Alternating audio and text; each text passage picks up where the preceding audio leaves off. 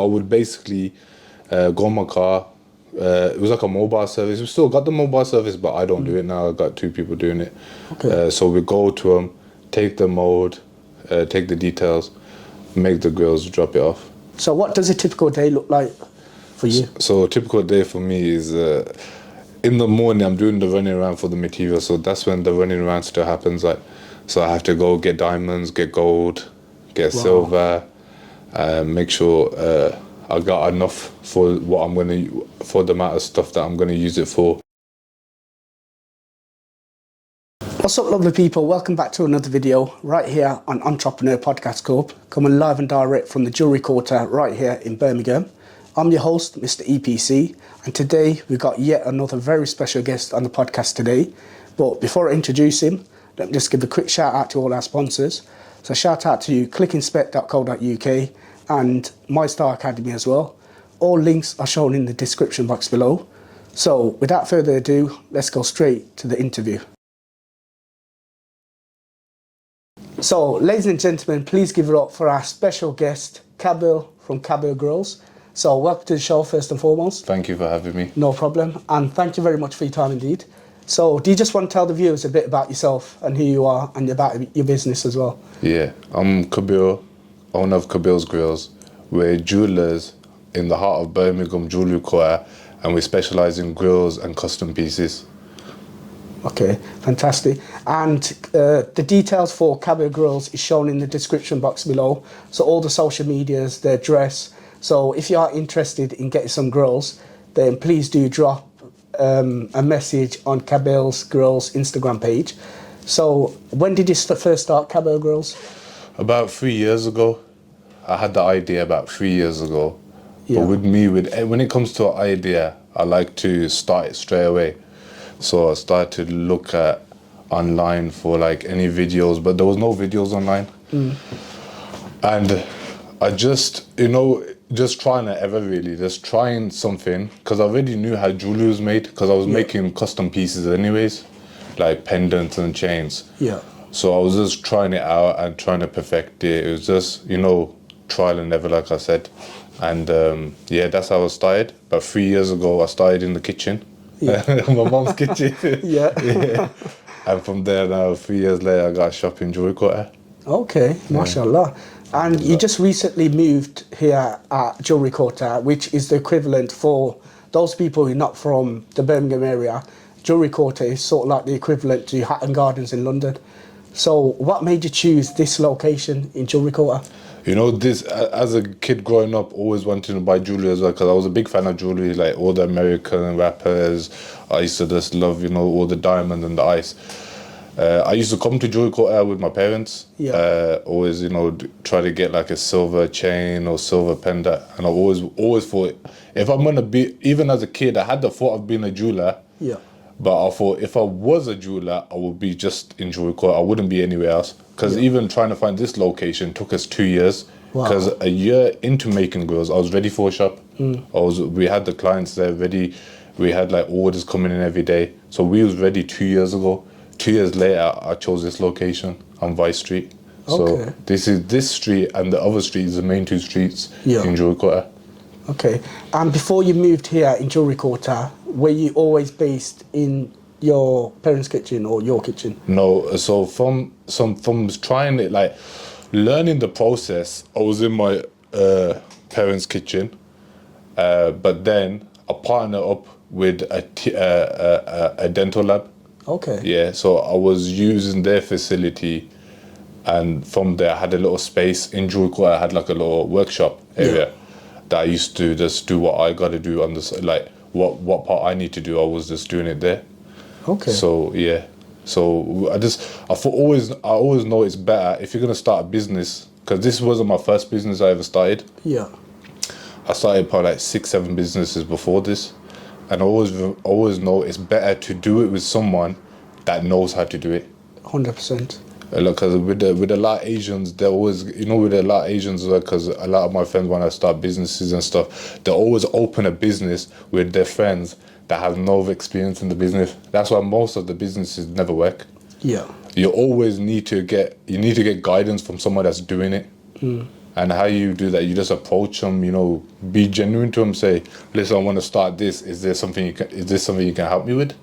And that's how it was with even with people that was in the business. I just approached them and started asking them, say, is this something that you can help me with? And so some of them helped, and from the help I got from them, then I perfected the craft. Like I made it to like a standard of high quality. Yeah. And that's what we're based on, just high quality products for the best priced. Yeah, 100%. Because quality is key, especially with like jewellery and stuff like that, because you want to put a brand against the name as well. So you mentioned you had several other businesses before opening Kabils Grills. Yeah. What other businesses did you have prior to Kabils Grills? So obviously I had even like buying and...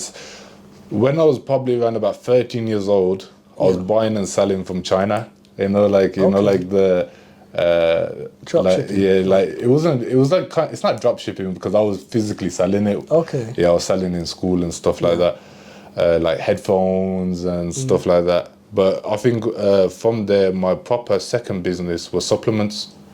Me and my brother, we got with a manufacturer in Liverpool, and we started selling fat burners. So I'm manufacturing fat burners, and then we were selling them. And then from there, I got into manufacturing shisha flavors. So from the shisha flavors, though, we was making that same as grills. We just started it, like me and my other mate. We literally just started it, and just for let's perfect it. It took us around about, I say, a year and a half to know the ingredients of it, what goes in a shisha flavor. Yeah. But when we got to that stage that we was making it, a law came, and then we couldn't make it no more. Yeah. So we was limited to that. Yeah. So when you started Kabils Grills, where did you get the funding from to start up Kabils Grills? Funding was literally just money that I always had. Like, so I had like a little bit of money saved. Yeah. And at the same time, I was working as well, because I was like working for like companies like Aston Martin as a technician. Okay, wow. And things like that. And I just had, you don't need much to start a business. It's only if you want, like I never started it thinking that it's gonna make me rich or make me loads of money. I always started it thinking I need to just do something and see how it goes. Yeah. So I started with the literally like least amount of money, and then from there, whatever money I made, I just invest back into the business. Yeah. Okay. So in terms of Kabils Grills, who come up with the logo and all of that? So social media stuff. It's funny about that one because I actually paid someone to make my logo. Yeah. But then I was a bit pleased with the logo, but a lot of people didn't understand the logo. So I just created my own logo. I just download the app, like a free logo maker. Yeah. And I just made the logo myself, and everyone was pleased with the logo that I made. So I just kept that logo. With the name, I purposely used my name because I'm quite well known in Birmingham. Yeah. So I thought if any type of marketing I can use. So because a lot of people knew me previously anyways, and they trusted me, I thought if I put my name and people who read it's my name on with the business, they will buy off me because it's they know me. 100%. So that's why I chose my name for it. Just for marketing purposes, everything I did with the business is always had a reason why I did it. I just didn't just think of it, okay, I'm gonna use my name and hope for the best. Because I knew a lot of people anyway, quite well known in Birmingham. Yeah. I used that marketing on my name, and then from there I realized it's only enough that it's only like, for example, word of mouth. There's only a certain limit it can do for you. Then I started to do collaboration with social media, other influencers, and then rappers, and just start branding it from there. Because I don't believe in like paying like a marketing or branding team to brand it. You can brand it yourself and 100%. form it the way you want it to be formed. And from now even to this day, we're still marketing it through people, social media, and also we make sure all the clients that we have, they're happy with the service. 100%. That's very important in business. Yeah, that's very important. Yeah. That's like the most important thing, because this business wouldn't have grown if it wasn't for the customers like telling their mates about us and stuff like that. Yeah, 100%. Yeah, because you can do the most marketing in a business, But if your customers are not happy, that word will go around. Yeah. Like, word will go around like, oh, he never did it properly, or he never spoke to me properly, or stuff like that. That's why it's always key point to always make them happy. 100%. Yeah. 100%. So you mentioned you got a lot of rappers and social media people representing your brand. So how did that come about? So it was just, so a lot. Some of the social media people reached out to me. Okay. Yeah, they reached out to me. So and then from there, I just start asking them, who else do you have any like friends that can also help me market my business? And it was from there, literally been word of mouth. Like they'd be getting their friends that have more following to come jump on, like, make a video for me. Yeah. And and it's same with the rappers. Like their friends that are if you want grills, come to Kabils, and we can get a video made as well for him. Yeah. And that's how it started. It's literally just who we knew. Yeah. Networking is very important in business. It's not what you know, it's who you know.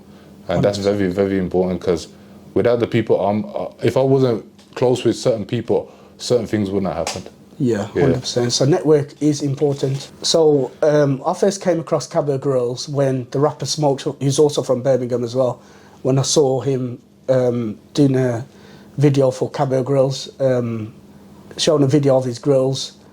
So how did Smokes come across Kabils Grills? How did that collaboration with Smokes come about? So basically, one of my customers that came to me was getting grills off me. His friends was there with us, is getting grills. Yeah. And obviously, as me, how I am, I'm talkative, so I just talk to everyone. Yeah. And I got to know his friends, and one of his friends that was very close with Young Smokes, that come from the same area. Yeah. And he was like, there's one of the days he just messaged me and say, do you want to do Smokes' grills? And I goes, yeah, that'd be sick. Let's make it happen. So it was through someone else that he reached out to Smokes for me, and then we met up and we just sorted it out. I said to Smokes, like, you won't be like, you'd be happy with the girls. Like he didn't know about us before. Yeah. He knew who I was, because we was like around the same group of friends as kids, but he didn't know I was doing this. Okay. So when he even seen me, he was like, "Oh, you're doing grills now?" I goes, "Yeah, I'm doing grills." So we already had that, we knew who each other was, and then from there we just made him a pair, and then from there we just we market the video that he made for us. Yeah. And he did very good for us. Yeah, mashallah. And same with, was it the same case with JJ Esco as well? JJ Esco was, he reached out to us. So he wanted some grills made anyways. He was just like this thingy. But I told JJ Esco, because he's from Leicester, not from Birmingham. Yeah. I told him to come to Birmingham. We sort it out for you. And we get a video going as well. I said, because I seen that he's verified on Instagram, he's blue tick. And at the time, I think one of his music went a bit viral on TikTok. Yeah, he's quite huge as well. Yeah, he's quite big. So I was saying to him, because he just messaged as a normal customer, said, I want this doing. And he got grills off someone else before, but he wasn't happy with them. Yeah. Is there anything you can do with these? I goes, forget that set, we make you a fresh set. And obviously we sort it out and we make a good video about it, and tell us how you like the grills in it. And from there was just that mutual respect for each other. Yeah.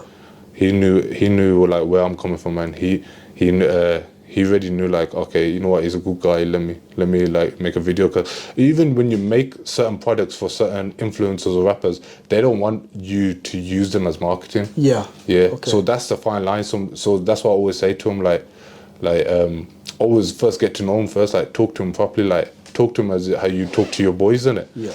And then I always say, if you want to make a video, we can make a video, and it'd be good for me and you at the same time, because I think his video got on TikTok just on 200k views. Wow. So for him, it'd be good as well. Yeah. 100%. Plus, it's promoting your brand as well. Yeah. Because I believe when I came in, before the cameras were on, nobody really knows your face against Kabils Grills, do they? So this is the first podcast where you're showing your actual face against your brand. Because even it's funny, because even like friends that I grew up with, they didn't know it was me. Therefore, they had the name, And when they came to get grills, they was like, I didn't even know it was you. I goes, do you know from the name? And they goes, no, it's crazy. Like a lot of people didn't know it was me. I had like even family members a lot from like London and stuff, people, because we have people coming from all over. We have people from Ireland, London. We have even like the other day someone from Bermuda came to get grills off me. So we have people coming from everywhere. And even in London, a lot of them didn't know, the people, like I got cousins there and their mates were getting grills off me and they didn't even know it was actually me. They thought it was someone else with my name. That is crazy.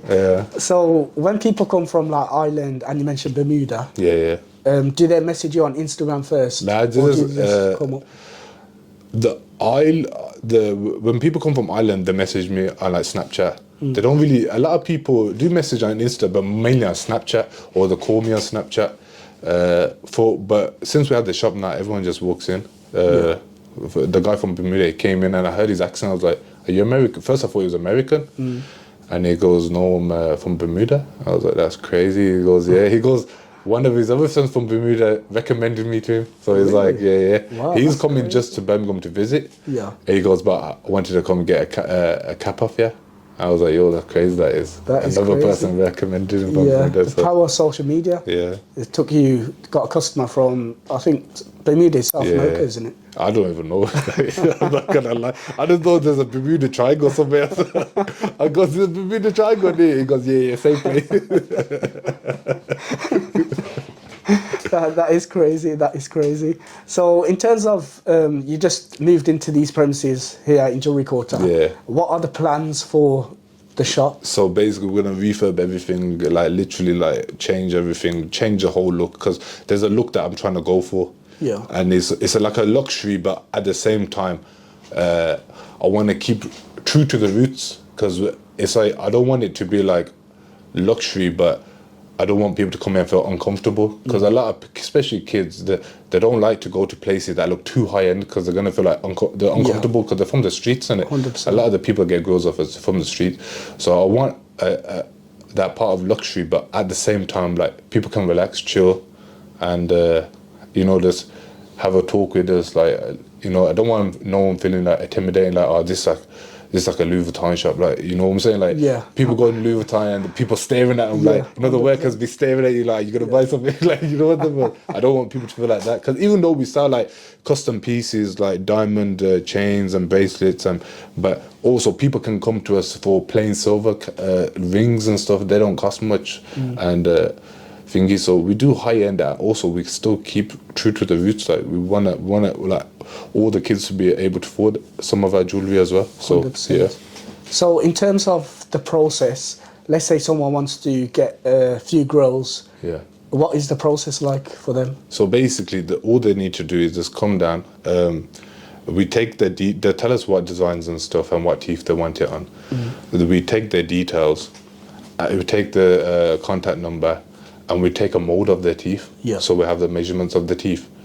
And then from there, we make the grills. When it's ready, we call them, say it's ready, or we give them a text, it's ready, and they come collect it. We make sure the fit is perfect. So I'm the one who always checks the fit. So I make sure everything's bang on. Because with grills, most common grill companies, and with grills, the biggest issue you're gonna have is not fitting. And that's one thing with us, that we want the perfect fit. So we just don't want it to fit. We want it to feel comfortable. We want it to look natural, and that's the one thing that we work with as well. That we want that, because even if it's like, okay, if I'm not happy with the work, I'll redo it. I wouldn't even sell it to the I wouldn't even sell it to the customer. If I see a grill and I'm not happy with it, I just redo the whole grill again. Wow. So how long does it take you to actually make the grills? So I say it takes us between 1 to 2 weeks, because about how much orders we take a week. But on a quiet week, we can turn grills over in 3 days. Really? Yeah, on a quiet week. So is it quite technical, and you got all the machinery in the back? So at the moment, all the machines are not even here, but we got a basement to this, so that's where full production is going to be. We've got 2 massive rooms, and that's where one room's going to be for the casting, and one's going to be making the grills and polishing and finishing part. And all the machines at the moment are not here, so we're still using the lab to do certain things for us. And but whilst we're making this shop look nice, we're gonna start moving everything here. At the moment, we would say about 60% of the machines are here. Okay. Yeah. Right. So we're just taking it easy. We just make sure everything's done properly, because downstairs we're gonna probably paint it as well. So do refurb a few things. Yeah. Because before us, this was a jewelers as well, but they're very old jewelers. They had like manufacturing downstairs as well in the basement, and that's how we're gonna keep the layout the same. Showroom here, offices at the back, and manufacturing in the basement. Okay. Yeah. And in terms of your employees, there's one employee over there. How many people do you employ? So at the moment, so you're looking around about 5 employees. 5 employees. Yeah, Wow. 5 employees. So we have people that do the molds. We have 2 people that do the molds. We got 2 polishers, and also we got 3 polishers. So we got 3 polishers and 2 people that do the molds. Okay, Yeah. fantastic. And in terms of the jewellery, where do you source the jewellery from? We make it here. Okay, you Yeah, actually make yeah, the we make diamonds. yeah. Wow, that's amazing. Yeah. So it's for example, like the materials, we source it from loads of different places, like gold and stuff. And diamonds, we source it from loads of different places. There's never a set place. It's whichever manufacturer's got what we need at the time. But everything's made here. So like custom pendants and stuff like that, we make it all here. Wow, that's from amazing. the design all the way to finishing and everything, we make it here. So COVID hit in 2020. Yeah. So how did your business adapt to the COVID? I think COVID grew my business. Okay. Because a lot of shops and everything was shut. So like everything, all the like main like shops, like the shopping centers were all shut. So a lot of people had money, but they didn't have anywhere to spend it. So a lot of people came and got grills and jewelry off me. Yeah. So COVID actually helped us grow, because there's more people spending with us than the actual shops, because the shops wasn't open. Yeah. Yeah. So did you go out to the customers, do all the moulding, Yeah. come back to the lab and... Yeah, so I would basically go in my car. It was like a mobile service. We still got the mobile service, but I don't do it now. I've got 2 people doing it. Okay. So we go to them, take the mold, take the details, make the grills, drop it off. And that's what my day, that was like when I first started, that's how it was for me. Every day I'd be just driving around the whole of Birmingham. Yeah. Or sometimes I'd be trying to get people like, I can meet me here, I'm here now. Like, Yeah. it'd be like, it was crazy stuff. It was good though. I enjoyed it, because it wasn't like a job. It was like, I'm going to meet loads of different people. I'm not just stuck in one place. Yeah. And I enjoyed that part. I really enjoyed that part. Yeah. Yeah. As long as, what you're doing doesn't feel like a job and it's enjoyable, that's when you could, really grow the business like you have. Yeah. So even to this day, it's not like a job to me. I opened the shop at 12. At the moment we have now, open a shop at 12, I close at 7. So I don't need to wake up extremely early, and I just come here, do what I gotta do, make sure production is going well, and then also people can come to us after when they finish work, or if they're going to the gym, and they can come to us just before we shut at 7. Okay. So what does a typical day look like for you? So a typical day for me is in the morning I'm doing the running around for the material, so that's when the running around still happens. Like, so I have to go get diamonds, get gold, get silver, make sure I got enough for for the amount of stuff that I'm gonna use it for, make sure the price is right, and then bring it back to the shop, start making the grills. Wow, that's amazing. So how many hours do you typically work a day? At the moment, so it's like literally like 12 to 7, so 7 hours a day. But before, I used to work, when I was growing the business, as soon as I woke up, so I would wake up around about 9, 10, till I go to sleep around about 3, 4 in the morning. Really? Yeah. Wow, that's crazy. Yeah, so like the hard work. To just grow it, to get it to a level that it's, because before it was just me doing everything. And when you have like 100 orders in a week, is for one person, you can't just have a 9 to 5 and lock off. You have to be the whole day making grills, doing molds, doing drop-offs. So that was my day before. That's how it used to be like till I wake up, go to sleep, I'll be working constantly. Wow, that is crazy. How long did you do that for? How many years? I did that for 3 years. Yeah. Yeah. So for about 3 years, 2.5 years actually, yeah. Around about 2.5. Only like since I got the shop, I've relaxed. Okay. Yeah. Wow. So even like a couple of months ago, I was doing that. Yeah. Yeah. And did you have any help when you used to work all those hours when you first started? Yeah, I had help. I had help from other companies, Yeah. other businesses, a lot bigger than mine, and they would just guide me to the right path and make sure I'm thinking. And if I ever need help, for example, if something like happens or I wasn't able to finish off orders, I had people there that could finish them off for me. Yeah. Yeah. Okay. So you've opened a shop here in Jewellery Quarter. What are the plans for the next 5 years? So the next 5 years is just to expand, get bigger, obviously build the social media platforms up, and also open different branches in in major cities in around UK. Yeah. And when that's done, then go abroad, open abroad. Yeah. But Birmingham will always be the base. So everything will still be made in Birmingham. 100%. Yeah. So when you say abroad, are you talking Dubai, America, or? Yeah, Dubai, America, all them type of places, because them are the places that I'll go to quite regularly. Yeah. Like America, not that much, but Dubai, I've been probably like 12 times. I'm familiar with I'm familiar with how things run there. I'm familiar with the people, and with places like that, it's one of them ones you gotta try it. It's like it's a risk because you don't know how people would react to something like that in a place like Dubai, but it's a risk that you have to make sure you got it on point with all the marketing and product and how much money you put into the business. So it's like a calculated risk. That's what I'm looking for, the word. Yeah, it's a very calculated risk. But there's a risk in every single business. 100%. Like the business is bigger than me as jewelers, bigger jewelers that in the pandemic they got demolished because there was working with one way of people coming to our shop. Like we don't just work one way. We work.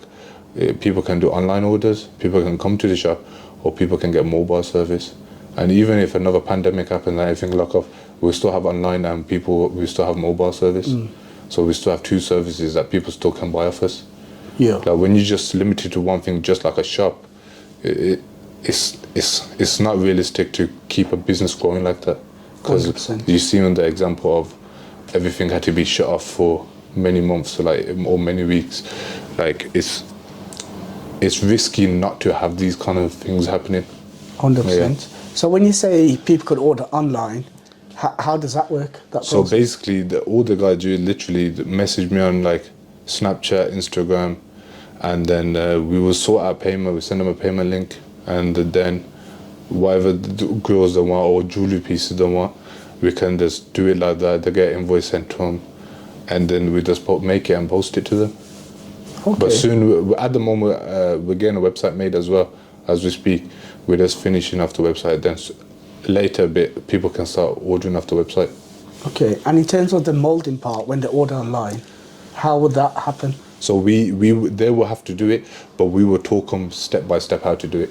Okay, so would you send them a package with the actual mould and stuff like that, and then instructions? Okay. Yeah, instructions how to do it properly. It's very hard for them to mess it up. Yeah, the way we explain and the way we show it. Most of our online orders are always on point anyways. Yeah. Yeah. Because I remember going to the dentist when you have to get braces. Yeah. Then they put all the mould inside your teeth and that just to get a mould and then create all the braces. Yeah. So it's a very similar process. Yeah, very similar process. Yeah, and that is it for this podcast. Thank you very much for watching. Big shout out to Kabil for coming through. Love my bro. And if you did like this video, do hit that subscribe button and notification bell. So all the social media links and the address for Kabils Grills are shown in the description box below. So if you are interested in getting a few grills or any jewellery, do drop them a message on Instagram. And thank you very much for watching, and do look out for the next podcast.